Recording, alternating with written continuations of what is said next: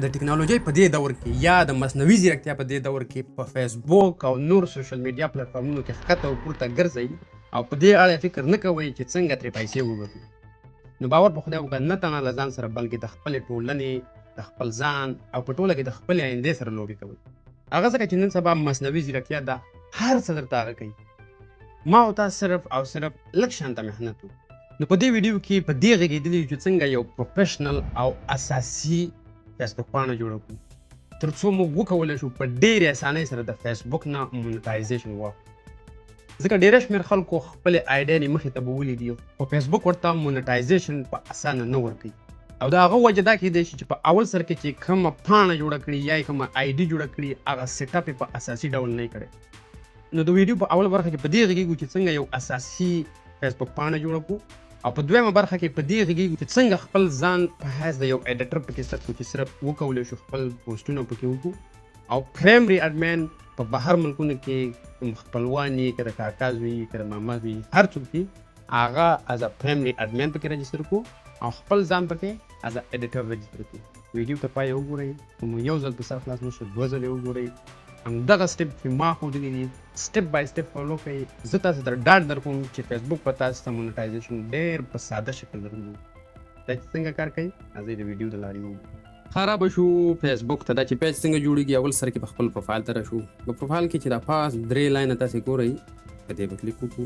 دا ده لاندې د تخکاری فرندز پروفیشنل ډیشبورډ او پیجز، په دې پیجز به کلیک وکړو. دا چې خلاص که په دې اول سر کې تاسو تخکاری کریټ نورو خبرو پسې به نه ګورو، ډایرکټ کریټ باندې به کلیک وکړو. صحیح ده. پیج نوم مثال خبره فیسبوک ټیک، دا زه یو نوم ورکوم، ستاسې چې هر نوم خوښېږي هماغه نوم ورکوئ. نیکسټ یې کوئ.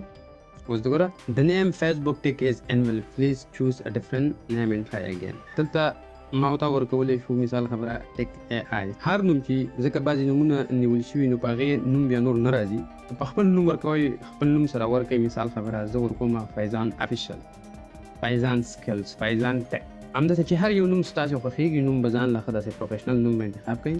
خپل نوم ورکوئ، ام سیدا کوم خپل برانډ لرئ. نوم ستاسې د معلوماتو مطابق که تاسې ترې دا خپروئ چې عمومي معلومات ورکوئ، تاسې لیکلی شئ جنرال انفارمیشن یا عمومي معلومات، یا خپل نوم ورکولی شي معلومات ورسره لیکلی شي. هر نوم چې تاسې به خپل نوم خوښ کړئ او د فیسبوک په پیج کې د دغه یو شي نه صرف نظر وکړئ چې مثال خبره په ټیک ټاک کې چې کوم دغه راغلي دي پلانکې کینګ او کوم وکودلی او خان او دغه نومونو نه صرف نظر وکړئ. نوم لږ پروفیشنل لکه څنګه چې یوټیوب ته خلک نومونه انتخابوي همدغه شانته خپل فیسبوک لپاره هم انتخاب کړئ.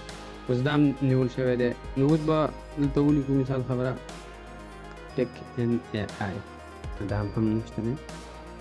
یا راځه د بیخي مکمل افیشل ورکوم. دا نوم به له خیر وخت ونیسي، فیضان افیشل پیج.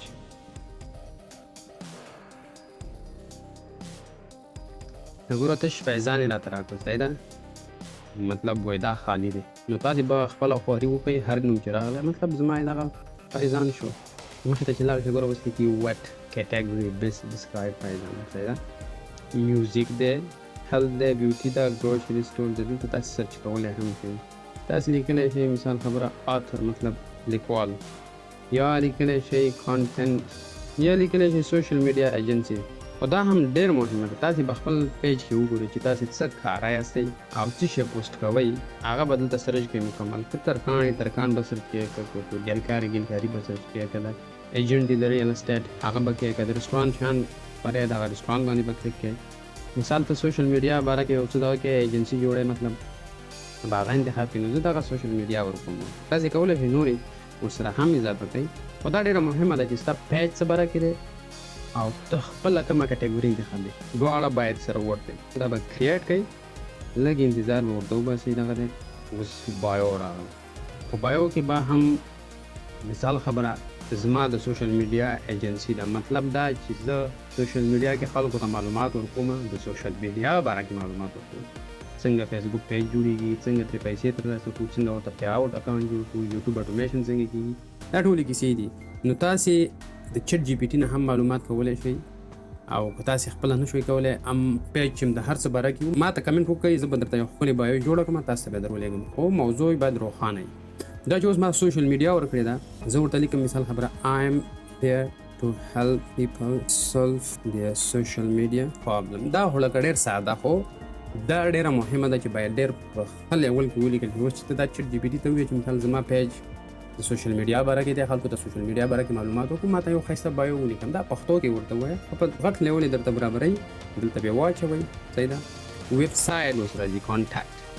ویب سایټ کې تاسې خپل لرئ خطه، که ویب سایټ نه لرئ تاسې کولی شئ دغه ورکړئ، ټیک ټاک ورکړئ، دلته تاسې کولی شئ انسټاګرام ورکړئ، تاسې کولی شئ یوټیوب ورکړئ، او د هغه نه وروسته خپل ایمیل به ورکړئ. ها، فون نمبر راغلی. په فون نمبر کې به تاسې مخکې له دې چې پیج جوړوئ یو یار دوست ملګری خپل خپلوان په بهر ملکونو کې پیدا کړئ، هغه سره تماس وکړئ چې وروره زه یو پیج جوړوم، ستا په نوم یې ثبتوم، غواړم خپله کارګردګي مطلب د افغانستان یا د پاکستان نه وکړم، ته راسره کومک وکړه، صرف پیج به ستا په نوم وي هر څه، او تاسې خو به هر سړی هم نن سبا یار دوست لري په بهر ملکونو کې، نو د هغې د فون نمبر به راواخلئ، هغه به ورکړئ، په لوکیشن کې هم عین کار به وکړئ، هغه ته به ووایئ چې ستا اډرس هم راکړه، راته ستا د خوب د اوسېدو ځای کوم معلومات چې دي هغه به ټول راواخلئ، په کوم ښار کې اوسي هغه به دلته واچئ. مثال خبره په سنګاپور کې پاتې کېږي، دا صحیح ده.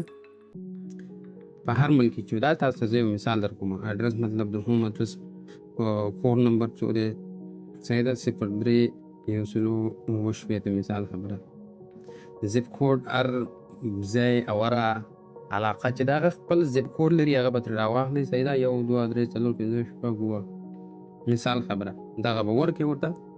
اوس راځي hours. No hours available.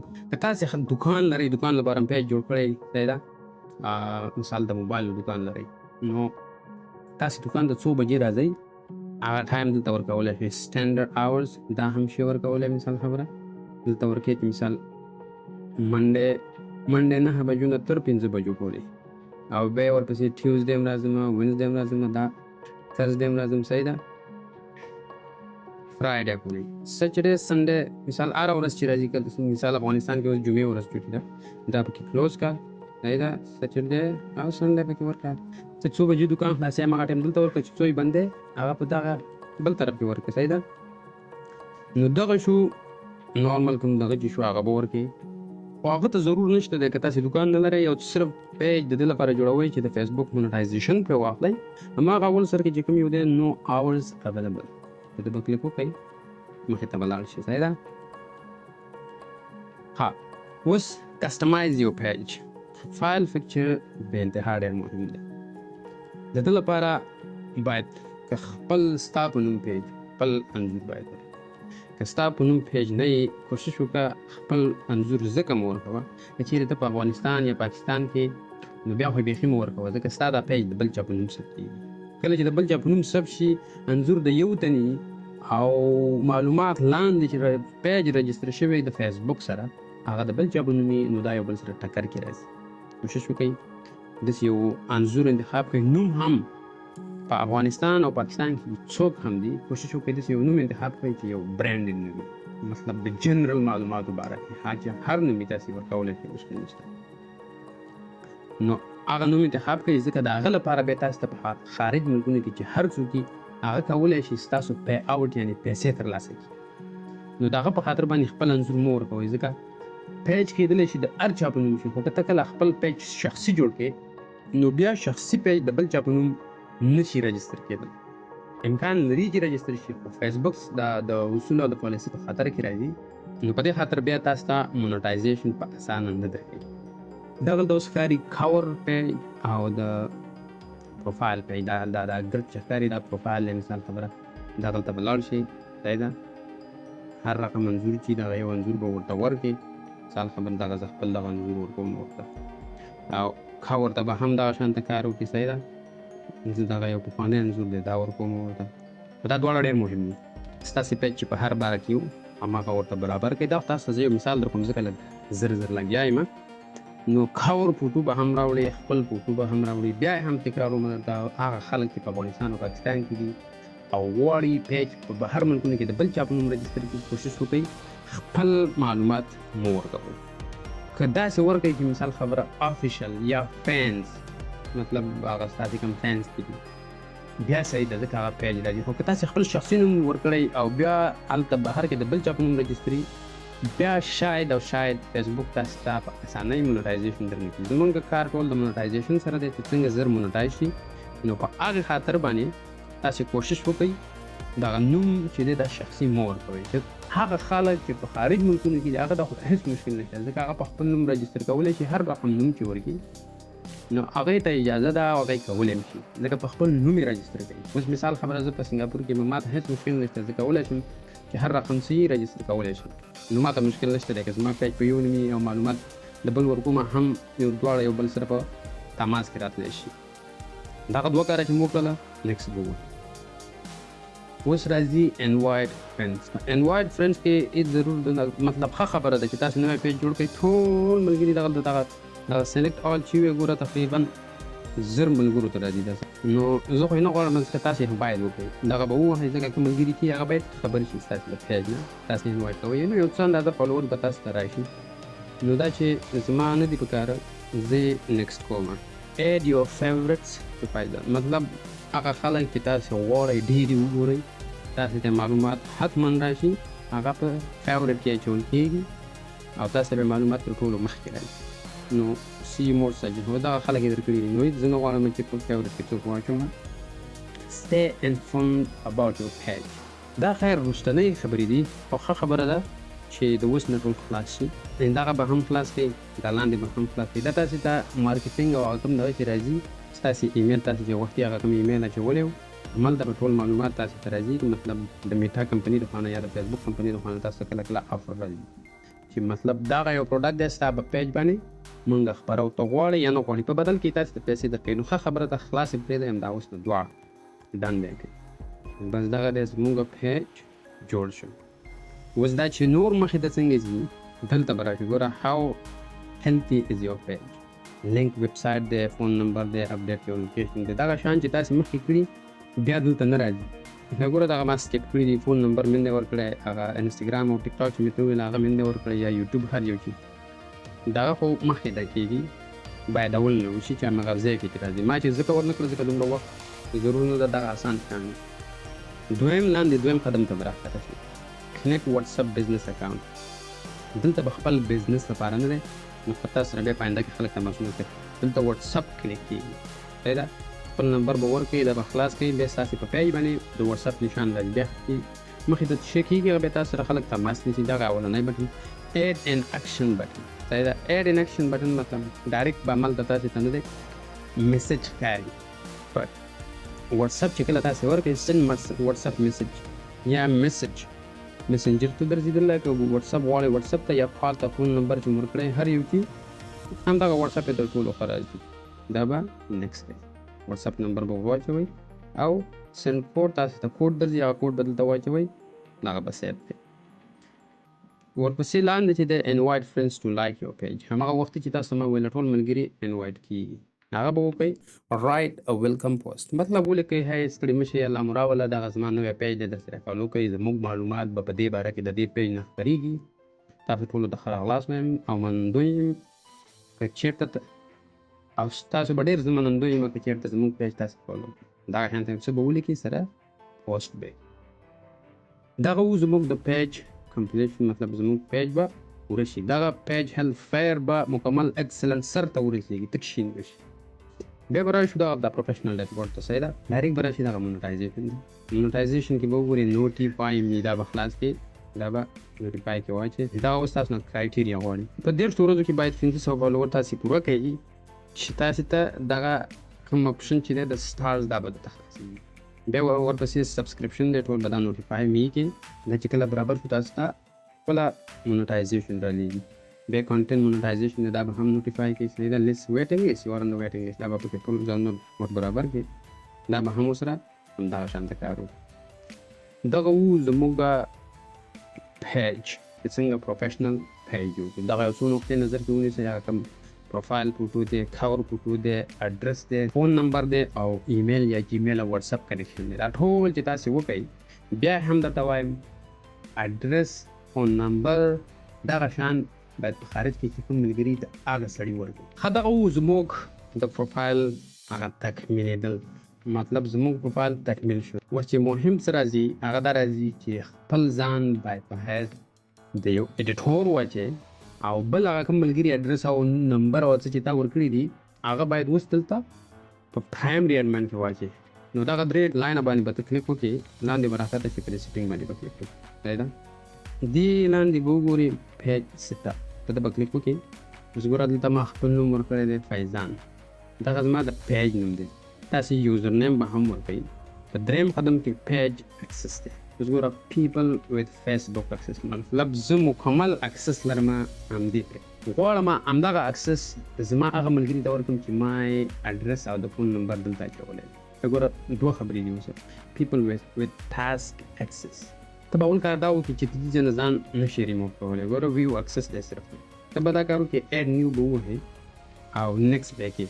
نیکسټ کې به مثال خبره زه ورکوم ورته فیضان، یو نوم ورکوم مثال خبره. صحیح ده؟ دغه یو نوم مې ورکړه مخامخ give access.